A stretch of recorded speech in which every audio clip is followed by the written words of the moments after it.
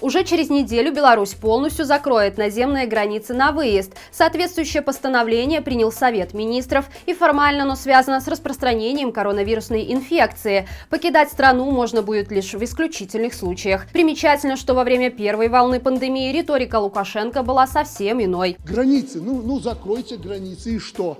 Границы были закрыты, сегодня весь мир заболел коронавирусом. Очевидно, что такое решение имеет мало общего с заботой о здоровье людей. Для этого во всем мире границы закрывают на въезд, чтобы не допустить завозных случаев. Более вероятно, что Лукашенко решил таким образом подготовиться к Народному трибуналу Светланы Тихановской, который объявлен на 20 декабря. Но есть и хорошая новость. Ограничения не распространяются на воздушный транспорт, так что отлету самолета нелегитимного ничто не помешает.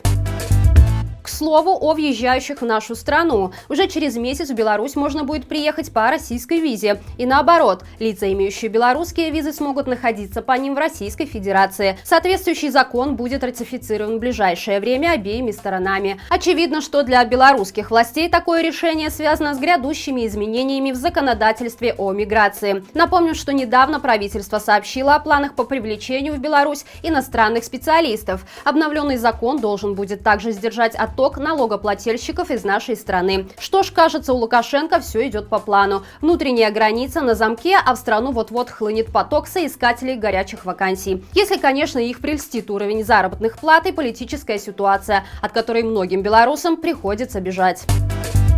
На почтальона завели уголовное дело за разглашение информации о силовиках. 56-летняя минчанка имела доступ к данным о подписчиках ведомственной газеты МВД. Их обвиняемая якобы распространила в неких телеграм-каналах. Однако, по мнению прокуратуры, такие сведения относятся к частной жизни сотрудников милиции. А вмешаться в их личное пространство и тем более узнать, что они читают, это преступление крайне серьезное. Любопытно, что когда силовики вламываются в квартиры белорусов, похищают их вещи и выкладывают издевательские ролики с личными данными о задержанных в сеть, это считается нормой.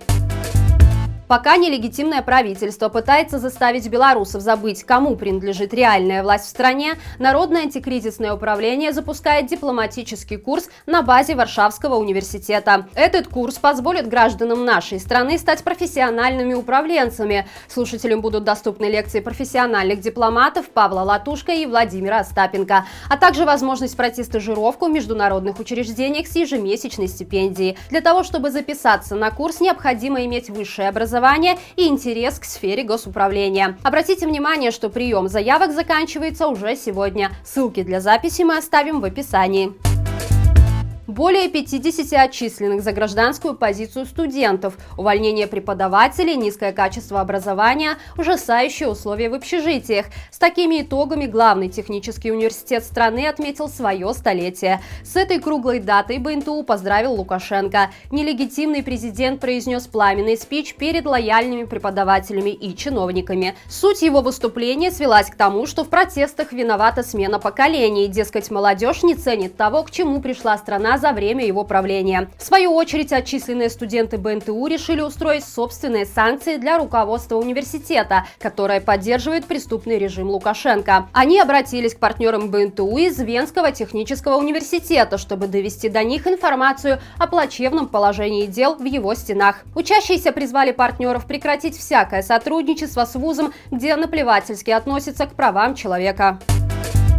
Более $5500 потратит Белгосуниверситет на установку над учебными корпусами красно-зеленых флагов. Проектную заявку для разработчиков патриотической инсталляции вуз разместил на сайте госзакупок. При этом финансирование проекта будет осуществляться за собственные средства БГУ. Очевидно, теперь любые дыры в бюджетах госорганизаций можно закрывать именно таким образом – покупкой официальной символики. А чтобы средства налогоплательщиков можно было осваивать легко и комфортно, нелегитимные власти даже решили внести изменения в закон о госсимволах. Теперь красно-зеленые флаги будут преследовать белорусов буквально на каждом шагу, а вопрос, куда уходят бюджетные деньги, отпадет сам собой. На этом у меня все. Подписывайтесь на наш телеграм-канал, твиттер и инстаграм. До встречи завтра и живи Беларусь!